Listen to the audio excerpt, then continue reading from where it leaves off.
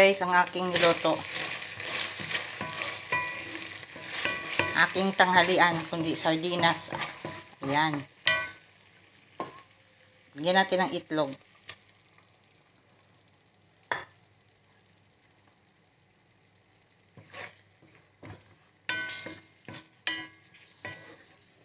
So, itong ulam ko guys, pwede ko na siyang hanggang mamaya. Walang kasama si GSM Vlog.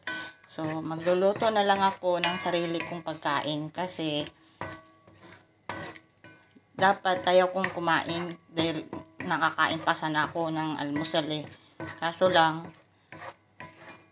naglabas si amo ng ano na so, lutuin ko. O di, kakain ako. Diba? Ganun lang para may ano tayo, may panglaban sa ano. Ayan. Lagyan ko siyang itlog guys. Yung sardinas. Mackerel sardines. Nilagyan ko itlog.